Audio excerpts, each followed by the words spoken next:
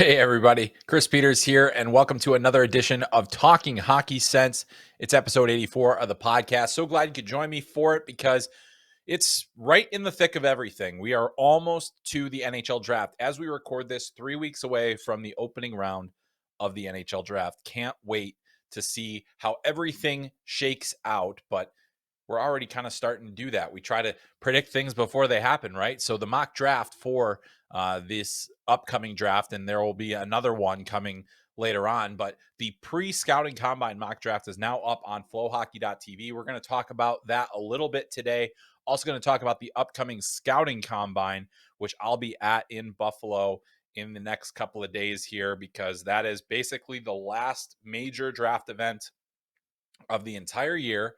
And there's no more on ice component. It's all about the physical testing and everything else. So we'll talk a little bit about how the combine kind of factors into decision making processes, and also how it kind of helps me do my job a little bit better too, to try and give you some of the best information possible when it comes to the NHL draft. So before we get into that, I did want to also mention that the Kelly Cup finals are fully underway on FloHockey.tv. The Florida Everblades have a 2-0 series lead over the Idaho Steelheads, which is the regular season champion, and the Everblades, of course, the defending Kelly Cup champion. So they're looking for number 2, and they are now just 2 wins away from repeating as champions. Now, the Idaho Steelheads, they've been in this situation before. They've been down 2 games already. That's exactly how their first series went against the Utah Grizzlies, when absolutely nobody gave Utah a chance, and they jumped on Idaho early. Well, Idaho, of course, won that series. Then they move on, and they really haven't had as much trouble in the last couple series. But this time around, it's gotten pretty difficult. And so Florida Everblades, you've got them. They've got so much talent there. They're also the affiliate of the Florida Panthers, so a good time to be a Florida hockey fan. Idaho, the affiliate of the Dallas Stars, which also went on a deep run. They did get a couple of players back. Dawson Barteau has come back from the Texas Stars, which also went on a deep run. So really good year to be in the Dallas Stars organization as well. But, now Idaho has a hole to dig themselves out of, and they'll have to do it on the road. The next 3 games at Hertz Arena in Estero, Florida. And you can watch all of those games on FloHockey. So make sure you are subscribed. Stay with us throughout the summer. We're going to have plenty of hockey coming your way with the Beauty League as well. So even after the Kelly Cup is handed out and the champion is crowned on our last official season of the regular season, the 2022-23 season, we got a lot more coming your way. So definitely stay with us. But let's get back to the NHL draft, and let's talk a little bit about the mock draft that I just put out on FloHockey.tv. You can read that. Picks 1 through 32. So we're talking about a first round mock draft. No real surprises at the top. You probably expected I'd mock Connor Bedard to the Chicago Blackhawks. Of course I did.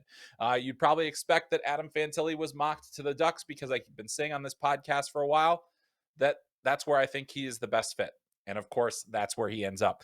Where it starts to get interesting is really at number 3, because you start thinking about, well, there's Will Smith, there's Leo Carlsson, there's Matvei Michkov.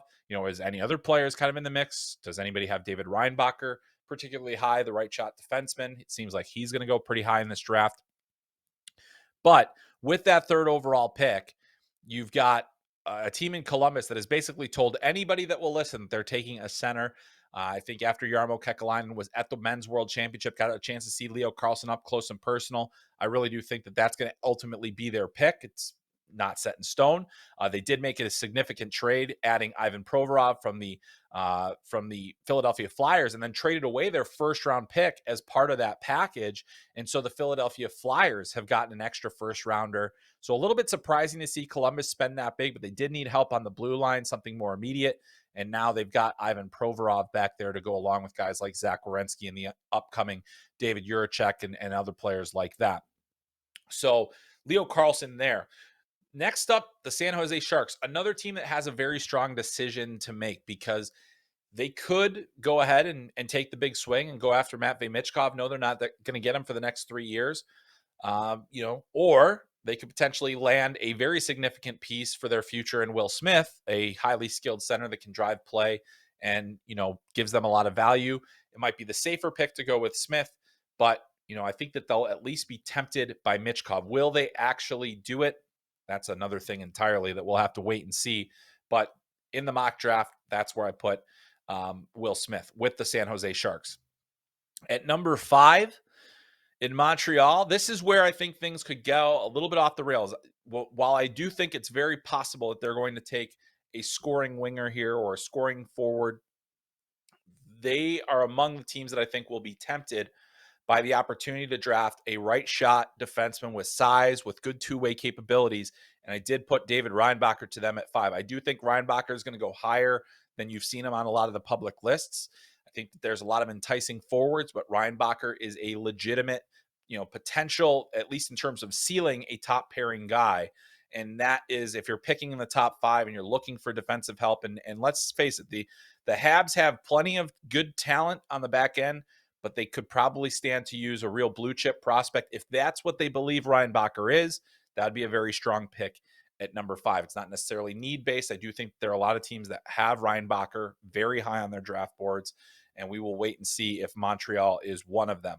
At number 6, the Coyotes get Ryan Leonard, but I really wanted to focus on number 7 because, as I mentioned just a little bit ago, the Philadelphia Flyers made a significant trade, moving Ivan Provorov and getting a significant return in terms of draft capital to take on a couple of bad contracts from Los Angeles. They also got some other pieces from Columbus, and including that top pick. So they get in the trade, they get an additional pick.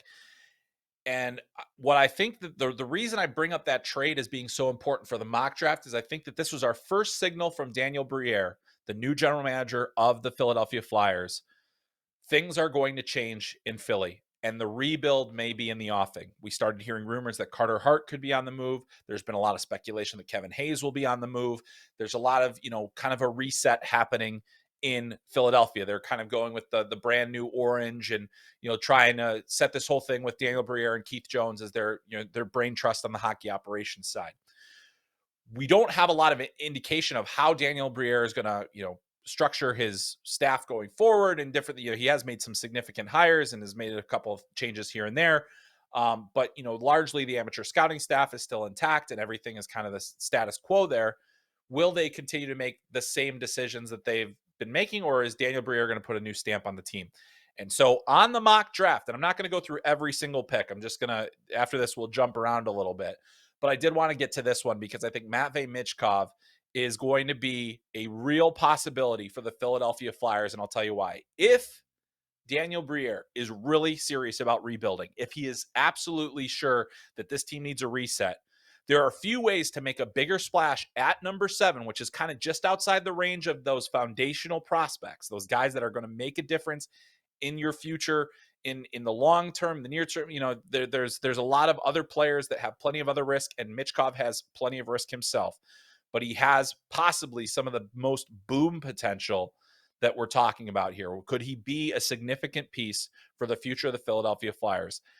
And I'll tell you what, I don't think Daniel Briere is going to be afraid to make that call because he is starting to make those decisions. How long have the Flyers resisted rebuilding? They have resisted it for years and years, even though it probably needed to happen more recently. So if they do this teardown, you're not going to need Matvei Michkov until his KHL contract is up. He still has 3 years left on his deal. Would you like to have him sooner? I'm sure. But this is a guy that still needs to develop physically. He still needs to get, more reps at the professional level. We started to see him really come on last year, but now let's see what he looks like when he is playing for SKA St. Petersburg, when he is getting big opportunities with one of the big clubs where he's going to be a star player.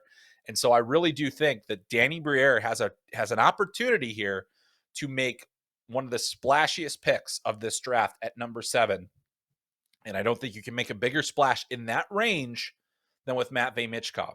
So if you're a Philadelphia Flyers fan, you're probably not feeling too patient right now. If you draft Michkov, patience is going to be the thing. But they also now have that pick at 17th overall or 24th overall, or 22nd overall. So let's just keep guessing. So they have that second pick that they got from Columbus that previously belonged to Los Angeles, and they have a chance to draft another good player. I mean, the first round is very deep this year. There's plenty of good options. I think, in our mock draft, David Edstrom was the pick there as a big center with skill and some speed. And he's also a bit of a raw prospect. So that's another patience play. If Philly goes through and does this full studs down to the studs rebuild, then they're in the mix for Macklin Celebrini next year. They're in the mix for another top pick. So they are going to start building a foundation of players and prospects that are going to be part of the new era of Philadelphia Flyers hockey. And I really do believe if there's going to be somebody that's going to take that swing, we don't know how risk friendly Danny Briere is going to be as a general manager. But I cannot wait to see what he does, because I do think that Michkov will be a potential option for the Philadelphia Flyers. And that is really the pick that could set off the whole thing. I think it's one of the most fascinating storylines going into the draft. When does Matvei Michkov go? Where does he go to? And what are the things that they say about that pick after it's made? Because it is an absolutely fascinating kind of experience to see what these teams are going to do. I think there's a lot of teams in that top 6, 7, 8, 9 that that they have to really consider Michkov, but will any team actually pull the trigger? I do think the Flyers have a chance to be that team. So that one will be absolutely fascinating. We're going to move down a little bit further on the list that I put together, and I think the next thing is going to be, after Reinbacher goes, which will be the next defenseman taken. And in the mock draft, I actually have Tom Wielander ahead of Axel Sandin Pellikka. I have Wielander going to the Arizona Coyotes at 12. And that is a team that desperately needs some more blue line help. They do have a few prospects in there that will help them, but I think they could use a real impact defensive player, and that's what Tom Wielander is. He's a good defender. He's a great skater. He does a lot of things well. He's been on the rise. I think if you watch him at the Under-18 World Championship, you see an NHL-style defender. You see a guy that, while he's not massive, plays a good physical game, is very responsible defensively, and then he does have some offensive abilities, even though he's not a big producer. So that's going to be fascinating. I do think that Wielander could be the number 2 defenseman off the board. Realistically, I think that no matter what the Coyotes do, if they pick a forward at 6, if they don't pick Reinbacher, I think they've got to consider one of the top defensemen at 12, no matter what. It's a position that is important for their future. They've just gotten rid of Jacob Chychrun.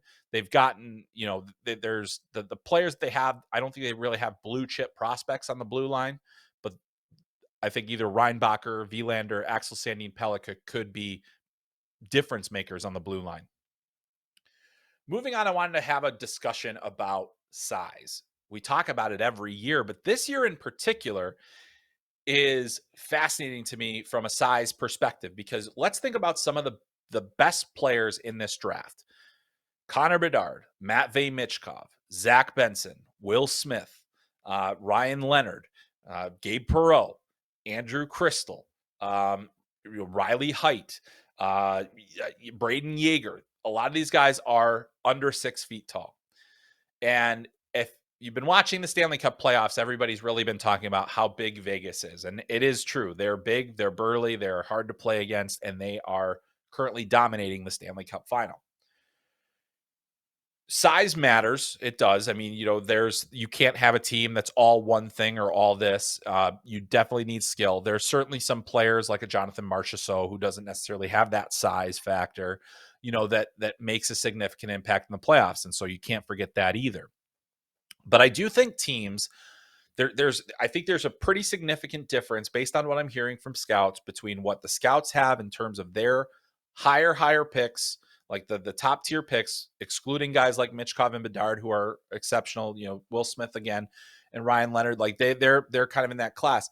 But I think some of the other players, guys like Zach Benson, Braden Yeager, even Gabe Perreault, Oliver Moore, all of those players that are kind of sub 6 foot players are candidates to go much lower than you're going to see them listed publicly.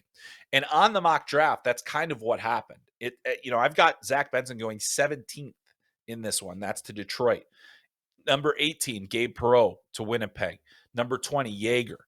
So that's Seattle. So that's just based on the feel that I'm getting, is that a lot of these smaller players, while they're exceptional in terms of their offensive abilities, especially in the case of Benson and Perreault, there's still that concern that says, how many guys, you have to be a pretty special player to play at that size effectively and be a producer at the NHL level.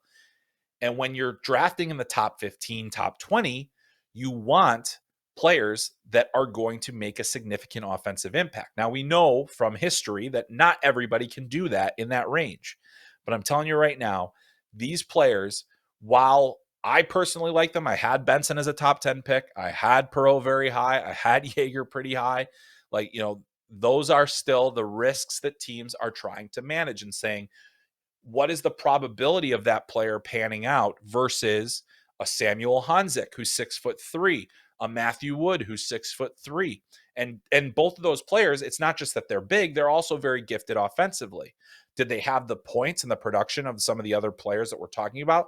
They didn't, but they have that extra advantage, and I think teams are going to consider that. That's a thing. In this year's draft, we've talked a lot about the depth. There is a lot of depth. There's a lot of upside in this draft, but there's also a lot of risk because there's a lot of players that are smaller than NHL average that teams are going to have to make a very big decision on. I think that, I put Zach Benson in the top 10 knowing full well that there's probably a low chance that he goes in the top 10. I don't think he should go lower than the top 15, but in this mock draft, just based on the feel and the way the picks fell, I felt that was absolutely a possibility. So it's going to be fascinating to watch that kind of unfold because I think guys like Benson, like Perot, and Yeager in particular are going to be players that can slink back a little bit further than you might expect. Same with guys like Andrew Crystal, Jaden Perron. I mean, players that, I might not have even had in the first round, like Perron, like Grayson Sachin, players like that, how many players, sub 6 foot players, are you going to see selected in the first round? I think this year will be a higher than average because that's just there are more and they're better than, in years previous. But that's a real discussion the teams are going to have. That's also why I had Axel Sandin Pellikka as the third defenseman taken, not the second, like a lot of people would have him. So that's why, these are the things that you think about when you put a mock draft together. I can't just think about the way that I would build a team. I'm trying to think about how NHL teams are doing it. And so that's why the rankings are very different from the mock draft. So, you can look at my top 100 on FloHockey and then look at the mock draft, and there is a wide variance between what I believe and what I also think could happen on draft day. So that's why mock drafts are really fun to put together, because you try to put yourself in, 32 team shoes and put it all together, and it's very difficult to do. One more on the mock draft before we get out of here, and I want to talk about goaltending because I've talked a lot about I don't necessarily know or think that there's going to be a goalie that goes in the first round. However, that tune is starting to change a little bit because the more you talk about it, the more you hear about it. The sheer volume of goaltenders, there are teams that are definitely going to want to jump the line, and there are teams that are probably going to weight their lists a little bit to favor some of these goaltenders that are higher end. One of the things I love about this class is that there is a good, solid goaltending group. We talked about it last week. You can actually watch a full clip on YouTube about the goalies that we talked about that were in my top 100 rankings.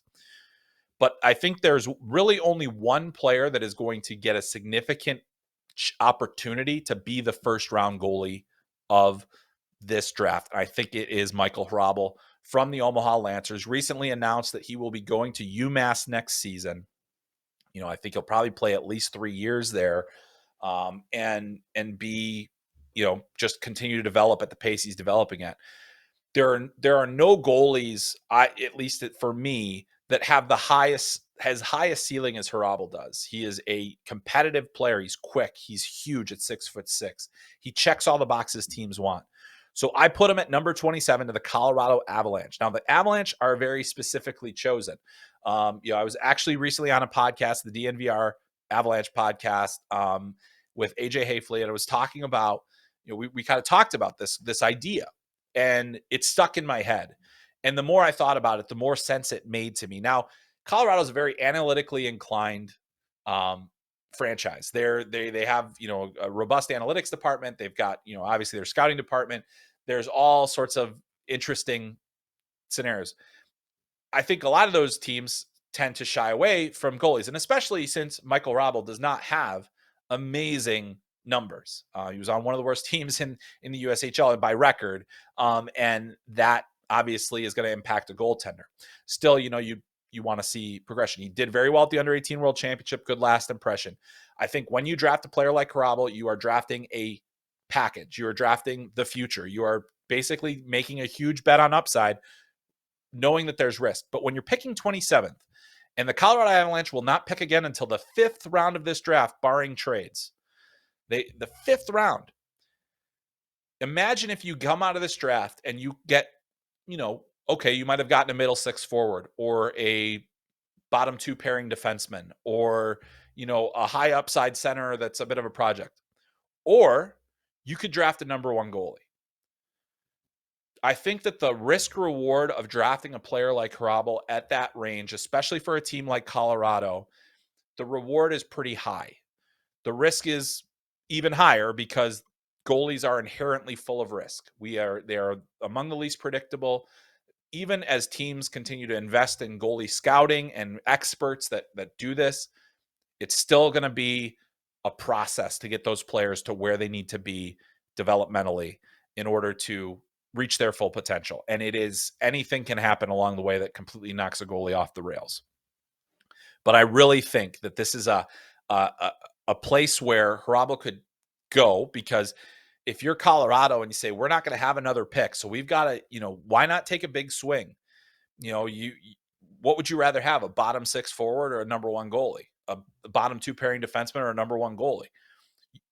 That's not to say that Hrabal is a guarantee to be a number 1 goalie, but if that's the ceiling and if that's the optimism you have for him, that's the risk worth taking, especially for a team that has a core intact, that has players under long-term contract, that has some kind of short-term stability in order to support that. This is a team that definitely does not have a strong prospect pool at the moment either, but you can land a player like Hrabal who has the highest ceiling. So that's why, to me, I thought Colorado made a lot of sense there.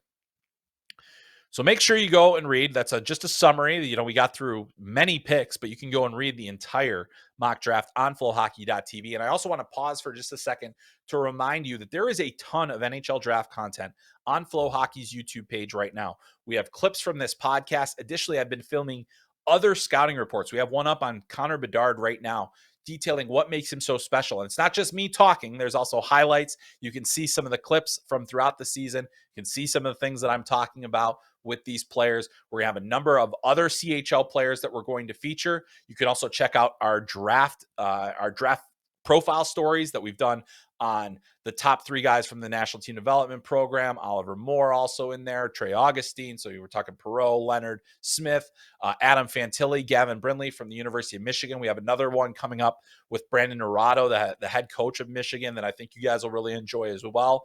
So you can get all that right at either FloHockey.tv or on our YouTube page. And it's just FloHockey right there on YouTube. Make sure you check it out. That's where this podcast also lives. That's where you're going to see a ton of clips.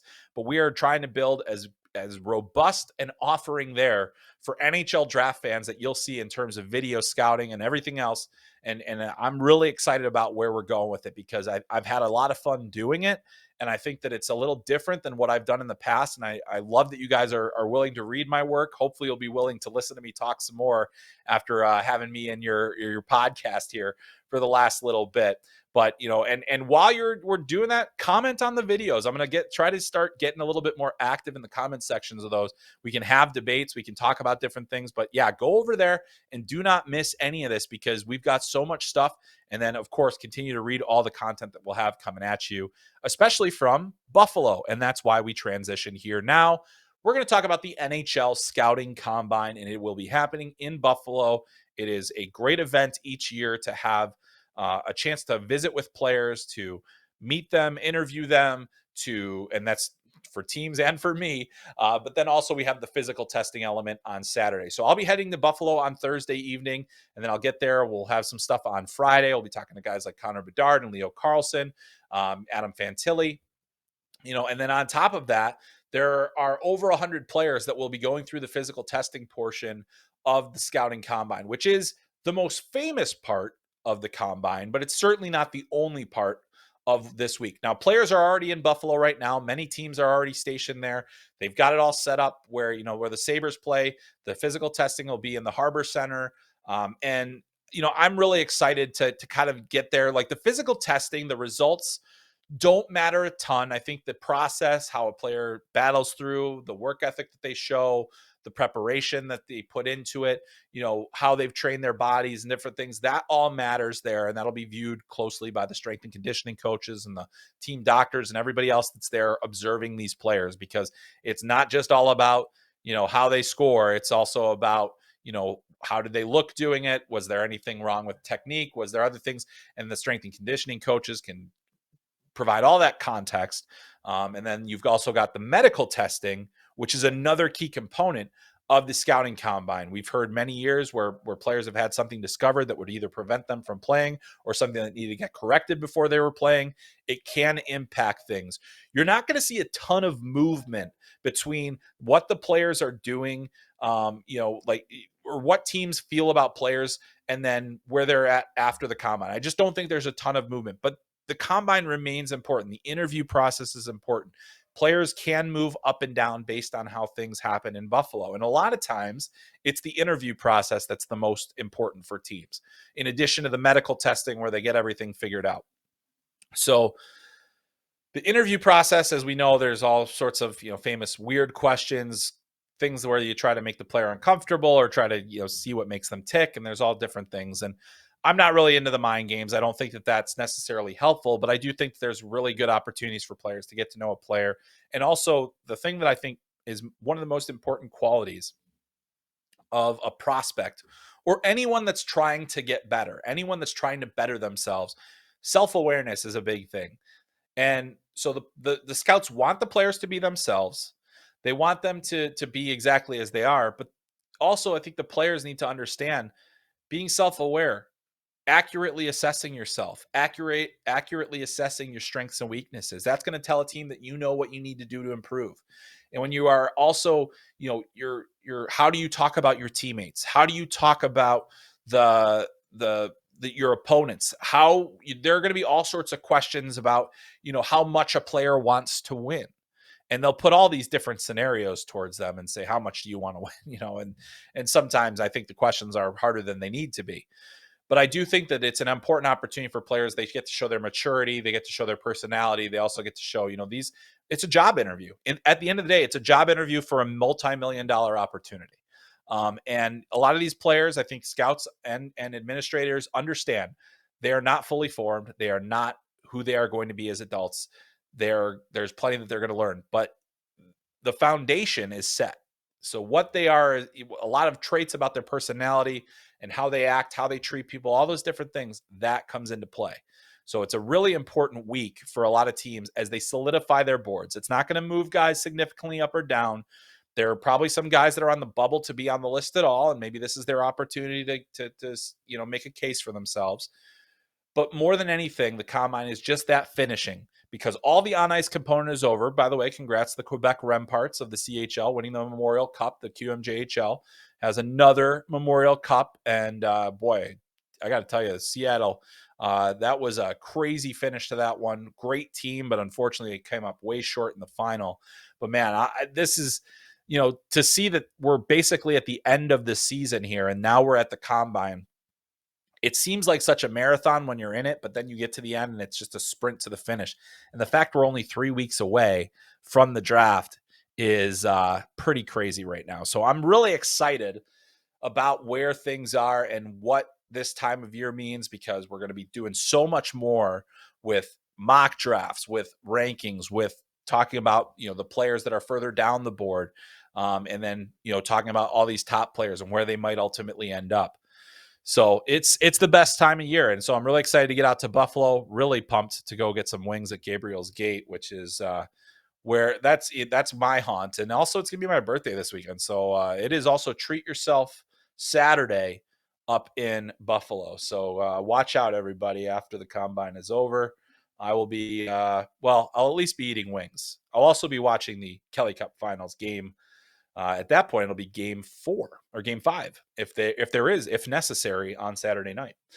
All right. So we're going to move on to our question and answer, which we do most episodes. We didn't have time for it last week. Got a few questions this week that I just wanted to zip through real quick that kind of are covering the same topics that we've already talked a little bit about.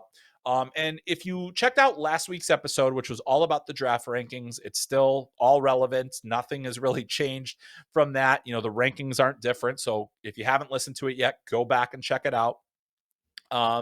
But I talked a little bit about process, and that brought some other questions. And so I'm going to start with this one from A Squared, because I think it's a really good one. And it's Chris wondering how you consider current success versus remaining ceiling on a player. Great question. Not always easy to answer, and sometimes even harder to understand, and really hard to come to. I think that this is something that I have tried to learn a lot more. Um, there are certainly players that are going to be available in this draft that have achieved at a high level. You look at Zach Benson, Andrew Crystal, Colby Barlow, Gabe Perreault, Will Smith, Connor Bedard. Even they've produced at such an extraordinary level this season. But you also have to look at a lot of other things. So let's just go like Colby Barlow, for example, as a player that I listed in my rankings as having a potentially, like, he's probably closer to his ceiling, but I also think he has a very high floor. So the things that we look for, how physically developed is the player? Is there room to grow? Is there room to mature? Do we think that they're as tall as they're ever going to be? Do we think they're, as strong as they're ever going to be? Can they tack on more weight? Can they do different things? And, I think Colby Barlow is a player that has often been more physically advanced than his peers. He's got a full mustache and a beard, going this year. And that's not a knock on him, because he achieved at such a high level this year that you say, okay, well, clearly the hockey sense is there. The shot is there. It's just a question of how much better is he going to get? Is he going to be able to tack on even more strength? He's not a behemoth physically, but he's very, he is strong. And so you think about that. Whereas you look at a guy like Gabe Perreault, and Perreault has more physical growth to go. It looks like he's not, he still has some physical maturation. Will he get a little bit taller? Will he fill out more? I think that he has room to do both of those things. And so you take that into consideration as well. But, I think most players that are going to achieve at a high level in junior hockey and that are going to put up a lot of points, they're going to do so because they have those basic traits that you need. The hockey sense, are they a good skater? Do they have other high-end traits, whether it's their shot, their passing ability, their vision, different things like that. So I think hockey sense ends up being super tied to that overall ceiling. So you say, okay, well, the points are great, but can he improve this, and this to get to the NHL? Like, if you're Andrew Crystal, can he be a faster skater? Can he be a stronger player? Can he get stronger? Is he going to be able to find the seams that he does in junior? Those are the questions you have to ask yourself when you're talking about the player's ceiling. So, if a player underachieved this year, it definitely moves them down, right? Because you're saying, well, why is that? They shouldn't, at this stage of their career, they should continually be moving forward. But that's not always the case. So you have to take into consideration there's so many things that go into projecting ceiling, where it's, size, physical maturity, all those different things. And I think that this year, there's a lot of players that have a lot of those questions that achieved at a very high level, which makes this whole boom bust scenario that much more difficult to figure out. So I hope that answered the question. I know it's kind of convoluted and a little bit crazy, but that's basically it. There's so many different things that go into it, but ceiling, and to go back and just answer it very shortly, you have to project out. You have to be leaning more towards what is the ultimate ceiling of this player versus what did they do in junior or what did they do in their draft season. That has to be, and you hope that what they did in junior informs what you believe they can do at the NHL level, and ultimately it'll be similar that way. All right, next question comes from Paul Talks Oilers, and Paul asks, just curious, how come Gulyaev isn't in your first round? Well, it's a good question, because he's not in my first round, but he was ranked 33rd on my draft rankings. And this gives us a great opportunity to talk about this imaginary wall between the first round and everything else. Just to get to the ranking part of it to explain for Paul Talks Oilers, Mikhail Gulyaev is a incredibly gifted, skilled defenseman from Russia. He has been, he's got good high-end skating ability. He has, really nice skill. He can produce. Ultimately, as a sub 6 foot defenseman who is also Russian in this climate, I think it's going to be a lot harder for teams to say this guy is a first round talent. I think there's enough there. I think there are enough defensemen around him that are probably going to go ahead of him. I just ultimately didn't see him, see the risk factor there as being like, let's push him into the top 32. I think that it was really hard to get to that 32nd one. And I even think like now, like I have Quentin Musty at 32 on my list, and I've already started to think I'm like, way too low. And that happens all the time, where you have certain regrets instantly about certain things, but you make the list, you do the best you can, and then see what happens. But I think that's one, where Gulyaev, I think it was more just he's skilled enough to be a first rounder. He's got a lot of the tools, but the risk factor is, where ultimately I think I kept him at 33. But again, we're talking about the difference between the player that I rank 33rd and the player that I rank 26th, which was Oliver Bonk. I don't think there's a huge gap there. In fact, I don't think there's a huge gap between any of the players that I ranked from 23 on to between there and maybe even down into the 50s. I don't think the gap is very wide. The thing is that the first round, there could only be 32 players selected. And I do think that no matter where the player is selected, whether it's first or 32nd, they're always going to be a first round pick. It's a great designation. They intrinsically have more value. They have a little bit more cachet. They're going to be among the team's most notable prospects. And it is totally understandable why you would put so much weight. But 32 picks, while it isn't a lot in the grand scheme of things, it is also a lot in when you think about drafts. How many players ultimately become impact players in the NHL out of an NHL draft? It's never as high as you think it should be. There will be plenty of guys that'll play NHL games. There will be guys that play in the AHL and are call-ups. There are going to be guys that are going to have a cup of coffee. There are going to be guys that have this maybe a year or two in the NHL. But and that's including first-round draft picks. So I think the one thing that I always try to think about is how big are the gaps between players ultimately? And really, once you start getting into the 20s of any first round, and even maybe earlier in some others, like especially last year's, you're not talking about a huge gap between the guys that go in the first round and the guys that go in the second round. There are plenty of good second round players that are going to be taken. So, I do think that while we train ourselves, the first round good, everything, and even the NHL now having the first round on its own night and then everything else the next day, it also creates that level of separation. There's no question. And I think, from a media standpoint, it's great. We love that.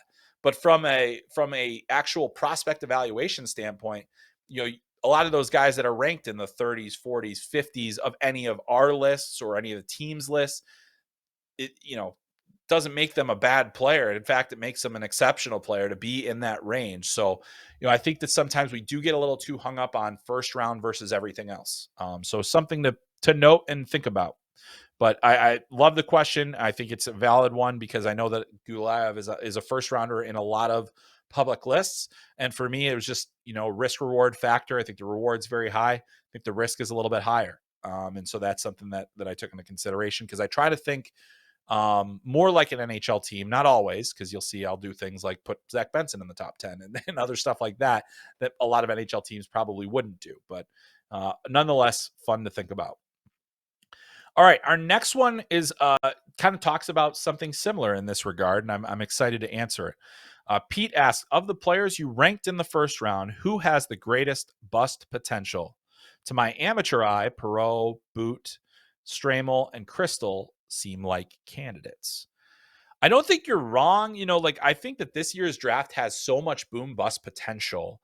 I actually recently did a spot with my good pal Guy Flaming over at the Pipeline Show, and we talked about this very topic, this boom bust topic. And one of the players A couple of the players that you have on there were on my list: Daniel Boot and Andrew Crystal. Boots, I am super excited about because he's a 6'5" player with tremendous hands. And I do think that there is a significant bust factor, and it has nothing to do with his ability and more just the situation. How, like, 6'5" players are always going to get the benefit of the doubt, especially when they have the hands that Daniel Boot does. He's not a great skater, though. And you look at the reason that I have concerns is that, the MHL in Russia is a solid enough league. It's a tough league to produce in. It can be a place where players are absolutely challenged, but it also, how does it stack up against other junior leagues? How does production in that league? And we didn't get a chance to see Boot in other settings. We didn't get a chance to see him at the World Juniors or at the World Under 18s or at any international competition that was against top level competition. That gives us a measuring stick. It allows us to see how he does stack up. And it's a valuable thing, particularly for Russian players, because I think the disparity between the guys that play, if there's a player that plays any amount of significance in the KHL, as Matvei Michkov did in his draft season, that is a substantial, measuring stick for that player, and to see how they do in that setting. It's less so at the MHL. It's like what we talk about all the time. It's, trying to rank players from Minnesota high school versus a USHL player versus a CHL player, a CHL player versus a European pro. Like, all those different things are what we're constantly doing. But it's been harder with the Russians because we aren't getting even any of those additional viewings where they're available and we can watch them and we can see them against their peers. And so that's another thing that makes it really difficult to assess a guy like Daniel Boot. So I do think there's a large boom bust potential with him. The thing is that the boom could be significant, and that's what we try to weigh. And that's why I still have him as a first round guy. The one guy that I think I still am thinking, I put him in the first round, and the more I watch, the more that I talk to people, I do think that it is probably less likely that we'll see Andrew Crystal selected in the first round. It's not impossible. It's not definite that he won't be. I have him 24th on my list, but I do think that's a player that's going to go later. And that might be the best thing for him because there is already so much scrutiny. He's such a polarizing player, and he's such a good player that if he goes in the second round, that first round pressure comes off a player, and it can really be beneficial. There's a little less attention. There's a little, and a player like him, we say it as a falling on draft day. Ultimately, these guys are going to go in a position, going at any positions, they still have a chance to make it to the NHL. But I think his offensive potential is such that I kept him as a first round player, even though I have significant concerns about his skating and significant concerns about his size. I think he competes well enough. He does a lot of the little things well enough, but the size and the skating are definitely going to be concerns and something that we have to continue to track with him. But I think those are the two guys that you mentioned that I think, that's there. Because, and again, when I rank a guy in 32s, if the guy that I ranked 32nd is not as good as the guy that I ranked 60th, does that make the guy that's 32nd a bust? It just makes me wrong, for one, but what else does it ultimately do? And I think that when players have the first round designation on them, if they don't pan out, they're automatically a bust. Well, there are plenty of guys that were drafted in the first round that are depth players in the NHL. Being an everyday NHLer is still a massive accomplishment, and it's really hard to project. And as I mentioned, there are only so many impact positions to go around. With 32 teams, the top six, you've got your top six. Not everybody can be a top six forward. And a lot of the players that will get selected this year. Maybe there will be a higher percentage from this particular class because we view it as quite good. But there's also a lot of those players that have those high risk factors that could lead to a potential busting, if you will. All right, we got one more question, then we're going to get out of here. And this one comes from, I had to read the Twitter handle because I just love it. 2-for-1 Yager Bombs. And 2-for-1 Yager Bombs asks, who is the Lane Hudson of this year's draft? Is in someone who's going to fall but really shouldn't. I really think Grayson Sachin could be that guy this year. And that's a really it's an interesting question. I mean, the jury's still out. I've obviously been effusive in my praise for Lane Hudson over the last couple of years, but he hasn't made the NHL yet. So we don't know, if he goes 62nd, as he did. Ultimately, was that right? We won't know for a few more years. I certainly think that he'll prove people wrong, that he could have been a higher pick. But I think in this year's draft, Sachin's a guy that's interesting. I think he's got a wide range of opinions on him. I think Riley Heidt could be a player that I think will go lower than he possibly should. I think he's not a great skater, but he thinks the game at a high level. He's got tremendous vision. He makes a lot of plays. I just think he sees it really well, and has a good understanding of how to create offense. And I think that's a guy that could go much later, late first, early second, maybe even beyond that. And that's a player that I think could slip. That I ultimately think shouldn't necessarily. I think another guy that I can't wait to see where he goes is Bradley Nadeau from the Penticton Vs. One of the best shots in the draft, doesn't have the size, but he's incredibly skilled. He played such a phenomenal season this year in Penticton. And I think that he should be, he's a reasonable candidate for first round and certainly second round early. But again, some of those guys that play in the junior A leagues might not get as much of a run. They don't get as high praise. I think that that's the kind of guy that could go there. Another one, Gavin Brindley, not really sure where he's going to go. I think he could be a late first. I certainly think he should be a late first, but does he have enough offense? And will teams overlook, the fact that he isn't the biggest guy, but he's incredibly fast, incredibly competitive, just a high motor player.